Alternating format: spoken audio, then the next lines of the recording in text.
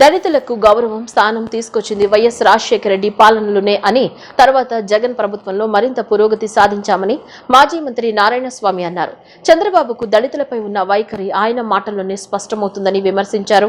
జగన్ అన్ని వర్గాలను సమానంగా ఆదరించారని తన కేబినెట్లో దళితులకు ప్రాధాన్యత ఇచ్చారని తెలిపారు. దళితుల అభ్యున్నతికి కృషి చేసిన జగన్ను మరోసారి ముఖ్యమంత్రిగా ఎన్నుకోవాలని పిలుపునిచ్చారు. రాజశేఖర రెడ్డి గారి పరిపాలనలో ఎక్కడ కానీ మనకు ఎలాంటి వ్యత్యాసాలు కనబడలా. ఆయన కూడా ఒకప్పుడు ఎస్సీలకి ఎస్టీలకైనా ఈ ఇండ్ల స్థలాలు అవి ఇవి ఇచ్చేదంటే రాజశేఖర రెడ్డి కూడా బాగా ఆలోచించి కుల వ్యవస్థ మత వ్యవస్థ పోవాలంటే అందరూ కూడా సమానంగా ఉండాలని 2 స్కీములు తీసుకుని వచ్చాడు. అది కూడా ఫీజు రింబర్స్మెంటు, ఆరోగ్యశ్రీ. కొంత ఎన్ని చేసినా మనం బడుగు బలహీన వర్గాలకి ఆ 2 చాలా అవసరం కాబట్టి ఆ 2 పెట్టాడు. ఇంకా ఆయన చెప్పినంత చెప్పాలంటే ఈరోజు రాత్రి పగులు కూడా అయిపోతుంది. అందువల్ల రాజశేఖర రెడ్డి గారు ఎప్పుడు కూడా ఎస్సీని 2గా చీల్చలా. నేను దళితుడిగా ఎవరైనా పుడతారా అన్నప్పుడు దళితుల పైన ఎంత వ్యతిరేకం ఉందో చంద్రబాబు నాయుడు ఒక్క తూరి దళితులు ఆలోచించాల. నిజంగా కూడా మాలామాదిగల్ని ఎట్ట చీల్చాలని ఆలోచించినాడు అంటే ఆ విధంగా చీల్చినాడు. దానికి కొంతమంది ఆజ్యం పోశారు.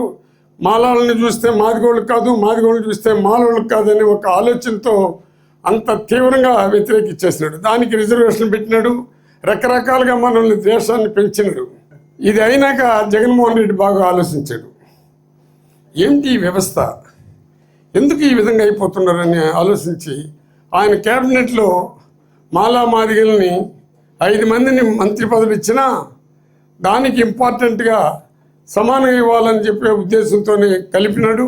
ఏ స్కీములు వచ్చినా ఏది వచ్చినా ఇద్దరిని కూడా ఈ సమాజంలో ముందుకు పోవాలని కలుపుకుంటూ ఆయన ఒకటి ఆలోచించాడు.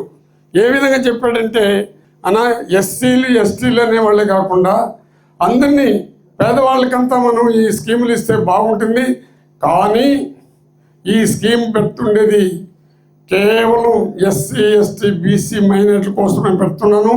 అయినా కుల వ్యవస్థ వస్తుందని చెప్పేసి కులాన్ని చూడకూడదు, పేదవాళ్ళుగా చూసుకొని అందరూ చదవాలి కాబట్టి చదివితే ఒక ఎస్సీ చదివి పైకి వచ్చినాడంటే అతను ఒక ఎంఆర్ఓ అయినా ఒక కానిస్టేబుల్ అయినా ఏ జాతీయుడైనా వాడికి నమస్కారం పెడతాడు.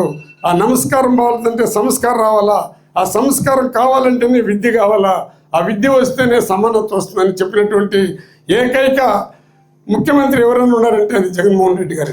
స్వీయ గణన కార్యక్రమంలో ప్రజలందరూ భాగస్వాములై జిల్లా యంత్రాంగానికి సహకరించాలని జిల్లా ఇన్ఛార్జి కలెక్టర్ సంయుక్త కలెక్టర్ ఎం నవీన్ పిలుపునిచ్చారు. జిల్లా ఇన్ఛార్జి కలెక్టర్ పలువురు జిల్లా అధికారులతో కలిసి నగరంలోని Lakshmi talkies centre, doctor BR Ambedkar కూడలి నుంచి ఆర్టీసీ బస్టాండ్ వరకు, మరలా అక్కడి నుంచి లక్ష్మీ టాకీస్ సెంటర్ వరకు భారత జనగణన 2027పై అవగాహన కల్పిస్తూ నిర్వహించిన 5K రన్ కార్యక్రమాన్ని జెండా ఊపి ప్రారంభించి అందులో స్వయంగా పాల్గొన్నారు. ఈ సందర్భంగా జిల్లా ఇన్ఛార్జి కలెక్టర్ మీడియా ప్రతినిధులతో మాట్లాడుతూ భారత ప్రభుత్వం తొలిసారిగా డిజిటల్ విధానాలలో సొంతంగా జనగణన వివరాలు నమోదు చేసుకునేందుకు వీలు కల్పించిందన్నారు. ఈ కార్యక్రమం ఈ నెల 16వ తేదీ నుంచి మొదలైందని ఈ నెల 30వ తేదీ వరకు కొనసాగుతుందన్నారు. ప్రజలందరూ ఎవరికి వారికి సంబంధించిన జనాభా వివరాలను ఆన్లైన్లో ses.census.gov.in అనే పోర్టల్లో నమోదు చేసుకోవాలన్నారు. జనాభా గణన 2011 తర్వాత ఇప్పుడు చేసుకుంటున్నామని, ఈ అవకాశాన్ని ప్రతి ఒక్కరూ సద్వినియోగం చేసుకోవాలన్నారు. స్మార్ట్ ఫోన్ గానీ అంతర్జాల సౌకర్యం ఉంటే చాలని, ఇంటికి ఒకరు చొప్పున నమోదు చేసుకోవాలని చెప్పారు. మే నెల 1 నుంచి ఎన్యూమిరేటర్లు ప్రతి ఇంటికి తిరిగి గణన చేపడతారని, ప్రజలందరూ ఖచ్చితమైన నిజమైన వివరాలను అందించి సహకరించాలన్నారు. ఆర్థిక సంక్షేమ తదితర ప్రణాళికలు రూపొందించాలంటే ఖచ్చితమైన డేటా చాలా ముఖ్యమన్నారు. జనాభా గణన డేటా వివరాలు సరిగా లేకపోతే పాలసీలు సరిగా రావన్నారు. తద్వారా రాబోయే రోజుల్లో కేంద్ర రాష్ట్ర ప్రభుత్వాలు అమలు చేసే వివిధ అభివృద్ధి సంక్షేమ పథకాలు లబ్ధి పొందవచ్చన్నారు. ఈ వివరాల నమోదు వల్ల రహస్యంగా ఉంచడం జరుగుతుందని, ఎలాంటి ఇబ్బంది కలగదని వివరించారు. స్వీయ గణనలో భాగంగా ఒక 5K రన్ అనేది ఏర్పాటు చేయడం జరిగింది జిల్లా యంత్రాంగం ఆధ్వర్యంలో. దీని యొక్క ముఖ్య ఉద్దేశం ఏంటంటే ప్రజల్లో ఇప్పుడు 2024 గణనకు సంబంధించి అవగాహన కార్యక్రమం కల్పించడం కోసం ఈ 5K రన్ అనేది ఏర్పాటు చేయడం జరిగింది. మీకు అందరికీ తెలుసు, 2011 తర్వాత మొదటిసారిగా మనము గణన వివిధ కారణాలతో వచ్చింది.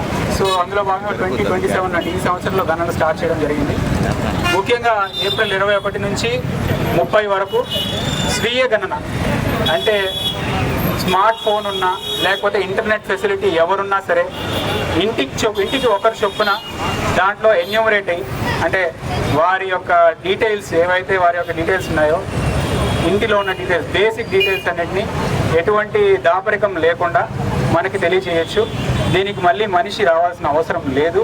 సో ఈ 10 రోజుల్లో ఎవరైతే సెల్ఫ్ ఎన్యూమరేట్ చేసుకుంటారో వారు కొంచెం ఈ స్వీయ గణనకి సహకారం అందించిన వారు అవుతారు. అలాగే మే 1 నుంచి సెల్ఫ్ ఎన్యూమరేటర్ ప్రతి ఇంటింటికి తిరుగుతారు. ఇంటింటికి తిరిగి గణన అనేది చేపట్టడం జరుగుతుంది.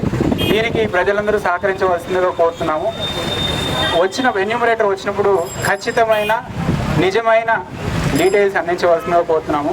మీకు అందరికీ తెలుసు గణన ఎందుకు చేస్తామంటే ఒక ప్రణాళికలు అంటే ఆర్థిక ప్రణాళిక కావచ్చు, సంక్షేమ ప్రణాళిక కావచ్చు, ఏ ఇతర ప్రణాళికలైనా సరే రచన చేయడానికి మనకి ఒక ఖచ్చితమైన డేటా అనేది ఇంపార్టెంట్, అన్నిటికంటే ముఖ్యమైనది. అలాంటి డేటా లేనప్పుడు పాలసీలు ప్రాపర్గా రావు. సో అందుకు మనకు స్వాతంత్రం వచ్చినప్పటి నుంచి కూడా సెన్సస్ని ఆధారం చేసుకొని మనకు రకరకాల పాలసీలు, ఎడ్యుకేషన్ పాలసీ కావచ్చు, లేకపోతే హెల్త్ పాలసీ కావచ్చు, లేకపోతే సోషల్ సెక్యూరిటీ పాలసీస్ కావచ్చు, అన్నీ కూడా మనకు గణన చాలా ప్రాథమికమైన డేటాగా మనం దాన్ని తీసుకుంటాం. కాబట్టి అందరికీ మంచి చేసే పాలసీలు, గవర్నెన్స్ ఇంకా సుస్థిరమైన పరిపాలన కావాలంటే, మంచి పరిపాలన రావాలంటే, మంచి పాలసీలు మనకు రావాలంటే ఖచ్చితమైన డేటా ఇవ్వాలి. ఇంద్రకీలాద్రి సమగ్ర అభివృద్ధి దిశగా కీలక అడుగులు పడుతున్నాయి. శ్రీ దుర్గా మల్లేశ్వరులు కొలువైన ఈ పవిత్ర పుణ్యక్షేత్రంలో కొనసాగుతున్న అభివృద్ధి పనులను అధికార బృందం స్థల పరిశీలన చేసింది. మొదటిగా దేవస్థానం ఈవో కార్యాలయంలో నిర్వహించిన సమీక్షా సమావేశంలో ఎన్ఐఆర్ఎం బెంగళూరు ప్రతినిధులు, స్పా విజయవాడ అధికారులు, దేవస్థానం EO Shri Seena Nayak, master plan ప్రధాన సలహాదారు మరియు ఇంజనీరింగ్ నిపుణులు కొండలరావు, దేవాదాయ శాఖ chief engineer Shekhar, executive engineers Koteswararao, Shrimati Ramadevi తదితరులు పాల్గొన్నారు. ఈ సమావేశంలో ఇంద్రకీలాద్రి అభివృద్ధికి సంబంధించి రూపొందించిన మాస్టర్ ప్లాన్ అమలు విధానం, ప్రాధాన్యత అంశాలు, భక్తులకు కల్పించాల్సిన సౌకర్యాలపై సవివరంగా చర్చించారు. అనంతరం అధికార బృందం క్షేత్రస్థాయిలోకి వెళ్లి ప్రసాదం పోటు, అన్నప్రసాద భవనం వంటి కీలక నిర్మాణాల పురోగతిని పరిశీలించింది. భక్తుల రాకపోకలు సౌకర్యవంతంగా ఉండేలా ఘాట్ రోడ్డుపై కూడా సమగ్రంగా తనిఖీలు నిర్వహించారు. అభివృద్ధి పనులు నాణ్యతతో వేగవంతంగా పూర్తయ్యేలా సూచనలు జారీ చేశారు. ఈ సందర్భంగా కొండలరావు బృందం అమ్మవారిని దర్శించుకోగా దేవస్థానం ఈవో సీనానాయక్ వారికి అమ్మవారి చిత్రపటం, ప్రసాదాలను అందజేశారు. ఇంద్రకీలాద్రి అభివృద్ధిని సమగ్రంగా ముందుకు తీసుకెళ్లడం, భక్తులకు ఆధునిక సదుపాయాలతో సులభ దర్శనం కల్పించడం ఈ మాస్టర్ ప్లాన్ ప్రధాన లక్ష్యమని అధికారులు తెలిపారు. ఈ ప్రణాళిక అమలులో ఎన్ఐఆర్ఎం, ఎస్పీఏ బృందాలు, నివేదికలు కీలక పాత్ర పోషించనున్నాయని స్పష్టం చేశారు. ఏపీలో టీడీపీ అధికారంలోకి వచ్చినప్పుడల్లా దళితులపై అక్రమ కేసులు పెడుతున్నారని తిరుపతి ఎంపీ మద్దిల గురుమూర్తి విమర్శించారు. కుల వివక్ష ఇంకా కొనసాగుతుందని ఆయన అన్నారు. దేశంలో ఏ నాయకుడు చేయనంతగా జగన్ దళితులకు న్యాయం చేశారని పేర్కొన్నారు. అంబేద్కర్, బాబు జగజీవన్ రామ్ కళల సమాజ నిర్మాణానికి జగన్ కృషి చేశారని తెలిపారు. మన హక్కులను కాపాడుకోవాలని, గత ప్రభుత్వంలో జరిగిన మంచి ఇప్పుడు ఎందుకు కనిపించడం లేదో ప్రశ్నించాలని పిలుపునిచ్చారు. దళితులంతా ఐక్యంగా పోరాడితేనే మార్పు సాధ్యమని, మరోసారి జగన్ ను అధికారంలోకి తీసుకురావాలని కోరారు. తెలుగుదేశం ప్రభుత్వం అధికారంలోకి వచ్చిన ఈ రాష్ట్రంలో ఎస్సీల మీద వివక్ష కానీ, దాడులు కానీ విపరీతంగా గణనీయంగా పెరుగుతున్నాయి. ఎక్కడ వివక్ష గురి చేసినా ఖచ్చితంగా కూడా మన హక్కుల్ని కాపాడుకునేందుకు ఖచ్చితంగా మనం సంఘటితంగా పోరాడాలి. దానికి మన జగనన్న పూర్తి స్థాయిలో మనకు సహాయ సహకారాలు అందిస్తున్నారు. అలాగే మన ప్రజాప్రతినిధుల ద్వారా మోరల్ సపోర్ట్ ఇవ్వడంలో కానీ ఇంతకన్నా ఎక్కువగా ఈ దేశంలో ఏ రాజకీయ నాయకుడు చేయట్లేదు జగనన్న తప్ప. డాక్టర్ బిఆర్ అంబేద్కర్ గారు కానీ, అలాగే బాబు జగజీవన్ రావు గారు కానీ కలలు కన్నటువంటి సమాజాన్ని సాకారం చేయడంలో జగనన్న పూర్తిగా సఫలమయ్యారు. మన ఊళ్ళో ఉండే మన స్కూల్కి ఎందుకు జగనన్న ప్రభుత్వంలో ఈ విధంగా జరిగింది? పిల్లలకి మంచి నాణ్యమైన భోజనం ఇచ్చారు, నాణ్యమైన బట్టలు ఇచ్చారు. ఇప్పుడు పరిస్థితి ఏ విధంగా ఉంది అని మనం ఎందుకు ప్రశ్నించకూడదు? మనం దైనందిన జీవితంలో అనుభవిస్తున్నటువంటి సమస్యల్ని, మనం ఎదుర్కొంటున్నటువంటి ఛాలెంజెస్ని మనం ఖచ్చితంగా బయట చెప్పే విధంగా ఎదురించి పోరాడితేనే వీటి సంబంధించి ఉపశమనం కలుగుతుంది. వైఎస్ఆర్ కాంగ్రెస్ పార్టీ జగనన్న మనకు అండగా ఉంటారు. కౌలు రైతులు లేనిదే వ్యవసాయమే లేదన్నారు. వ్యవసాయానికి కౌలు రైతులే మూలమైనప్పటికీ అప్పుల వల్ల వారిలో ఆత్మహత్యలు పెరిగిపోతున్నాయని మాజీ మంత్రి వడ్డే సోమనాథేశ్వరరావు ఆవేదన వ్యక్తం చేశారు. గతంలో కౌలు చట్టాలు రద్దయ్యాయని తెలియక భూ యజమానులు కౌలు రైతులకు సంతకం పెట్టడం లేదు అని, సంతకం పెట్టడం వల్ల భూ యజమానికి ఎలాంటి ఇబ్బంది ఉండదని ప్రభుత్వం తరపున ప్రకటనలు ఇవ్వాలని రాజశేఖర్ ద్వారా ఆయన ప్రభుత్వాన్ని కోరారు. దేశంలో ఉన్న పరిస్థితులను బట్టి వ్యవసాయంలో పెద్ద యంత్రాలను తగ్గించి చిన్న యంత్రాలను ఉపయోగించాలన్నారు. దాని ద్వారా వ్యవసాయ నిరుద్యోగులను తగ్గించాలన్నారు. ప్రకృతి వ్యవసాయంపై దృష్టి సారించాలన్నారు. అయితే ఏ రైతు కూడా ఎంత చిన్నాడైనా పెద్దాడైనా అప్పు తీసుకున్నది ఎగ్గకూడదామనేటటువంటి ధోరణి ఎవరికి కూడా ఉండదు. కాబట్టి నేను రాజశేఖర్ గారికి విజ్ఞప్తి చేసేది ఏంటంటే, ముఖ్యమంత్రి గారికి చెప్పి యాడివ్వండి, పేపర్లో కౌలు చట్టాలు లేవు, ఖచ్చితంగా మీరు సంతకం పెట్టినా మీకేమి ఇబ్బంది లేదు అని చెప్పి ప్రభుత్వం సైడ్గా వస్తే అప్పుడు చాలామంది సంతకాలు పెడతారు. కౌలు రైతుల యొక్క సమస్యలు కొంతవరకు పరిష్కారం అయిపోతుందని నేను చేస్తూ ఉన్నాను. రెండో విషయం, తీరా కష్టపడి పండించిన తర్వాత అమ్మాయిలప్పుడు ప్రాబ్లం, సరైన ధర ఉండదు. పంట వచ్చిన కొత్తలో అయితే మరీ ఘోరం, అందులో కూడా తేమ శాతం ఉంటుంది, అంతుంది, ఇంత కట్టింగు అంత కట్టింగ్ అని ఇట్లా ఇబ్బందులు పెట్టే పరిస్థితుల్లో రైతు బంధువు అనే పథకం ఉంది. అగ్రికల్చర్ మార్కెట్ యార్డ్ గోడౌన్లోకి తీసుకెళ్ళి రైతు తన ధాన్యం కానీ ఏ వ్యవసాయ పంట ఉత్పత్తిని తీసుకెళ్ళి అక్కడ పెడితే దాని విలువ లెక్క కట్టి దాంట్లో 70% రైతుకు అప్పుగా ఇస్తారు. వడ్డీ ఉండదు. 3 నెలల్లో 4 నెలల్లో ఎంత టైం ఉంది, ₹1 వడ్డీ వేయరు. అప్పటికి ఇవి మార్కెట్లో పెరుగుతాయి ధరలు. అప్పుడు అమ్ముకుని ఆ వచ్చిన డబ్బు మార్కెట్ యార్డ్కి కట్టేయచ్చు. అంటే రైతుని కష్టంలోంచి బయట వేయటానికి వీలుంటుంది. మూడో విషయం ఏంటంటే, దయచేసి అది ప్రభుత్వం డబ్బు అవసరంలా, నబార్డు రీఫైనాన్స్ ఉంది, మనం బుయ్యూర్లు బ్యాంకులో ఇస్తాయి, వాళ్ళు అడ్వాన్స్ చేస్తారు. మూడో విషయం ఏంటంటే, వారు చెప్పినటువంటి విషయం ప్రకృతి వ్యవసాయం వాస్తవమే. ఇవాళ మనం చూస్తూ ఉన్నాం చాలా చోట్ల వ్యవసాయ ఖర్చులు పెరిగిపోవడానికి కారణం ఏంటంటే, రైతుల్లో చాలామంది అవసరానికి మించి ఎరువులు వేస్తున్నారు. మహాభారత కాలంలో ఏకచక్రపురంలో ప్రజలను భయభ్రాంతులకు గురి చేసిన బకాసురుడి పరిస్థితి నేడు ఆంధ్రప్రదేశ్లో పునరావృతమవుతుందని రాష్ట్ర సామాజిక సంక్షేమ బోర్డు చైర్మన్ పోతెల బాలకోటయ్య ఆరోపించారు.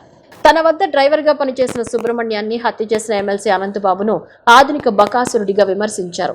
ఈ ఘటనపై ప్రభుత్వం స్పందించకపోవడాన్ని ఆయన తప్పుబట్టారు. బాధ్యతాయుతమైన పదవిలో ఉన్న వ్యక్తిని కాపాడటం ప్రజాస్వామ్యానికి విరుద్ధమని అన్నారు. ప్రజలపై అన్యాయం చేసే వారికి చట్టపరంగా తప్పకుండా శిక్ష పడుతుందని ఆయన స్పష్టం చేశారు.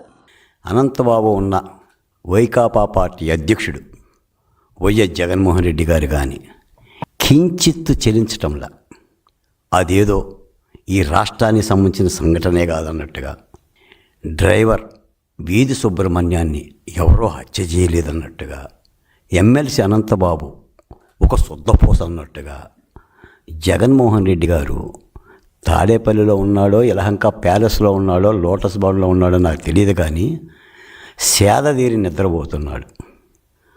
రాష్ట్రమంతా ఇంత పరమ కిరాతకమైన హత్య చేసిన ఒక ఎమ్మెల్సీని శాసనమండలికి ఎలా పంపిస్తావు జగన్మోహన్ రెడ్డి? ఏ హక్కు ఉంది అని ప్రశ్నిస్తుంటే ఆ ప్రశ్నకు వైసీపీ పార్టీ నుంచి సమాధానం లేదు.